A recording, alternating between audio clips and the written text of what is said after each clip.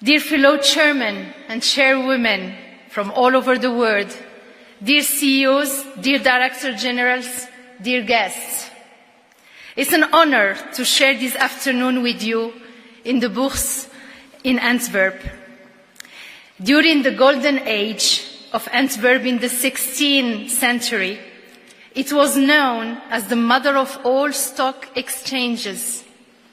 It has been, in fact, the symbol for the competitiveness of Antwerp, Flanders, Belgium, and Europe for the last 500 years. My name is Ilham Kadri. I am the president of CEFIC. People who know me will remember that I often say the chemical industry I represent today is the mother of all industries, is the industry of industries. We could not have picked a better location, as this place is a symbol of how thriving business can support a thriving society. Madam President, in the turbulent times we are in, we need bold action, beyond business as usual, bravery from the European leadership. I know you were the driving force behind this clean industrial deal you will be presenting us today, like in fact you did during the COVID crisis. I acknowledge the courage in pushing forward the omnibus, the launch of regulatory simplification the industry welcomes, and the regulatory recognition for the industry players who need a level playing field in our European region, where a strong unified capital market is necessary. Indeed, leaders do lead in times of crisis. Our cri du cœur of a year ago is turning to becoming a positive hope. On the behalf of the 20 industry sectors represented today here, I personally want to thank you for being here with us, knowing you have just traveled back from Ukraine, commemorating the Russian invasion 3 years ago, which is a topic very close to Europeans' hearts, and knowing that later today you travel again to India. And in between, and just this morning, you have adopted the Clean Industrial Deal, the omnibuses, and the Affordable Energy Act. This is a lot to read now and to implement. So we want to share with you our first reactions. The fact that you join us today shows the priority you give us as an industry, 1 year and 6 days after the first European Industry Summit in Antwerp. We are honored and we are grateful. Today, after the welcome of the Prime Minister of Belgium, Mr. De Wever, you will introduce the Clean Industrial Deal.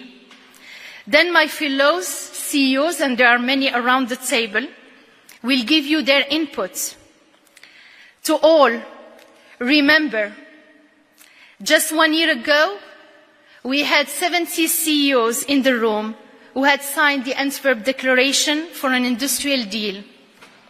Just 1 year later, we have over 1,308 signatures, to be precise, as every signature counts from across all industrial sectors. What a journey indeed. Today we welcome 25 sectors, 127 chairs of associations and CEOs amongst 450 attendees. But to all, be reassured, we will not draft a new Antwerp Declaration.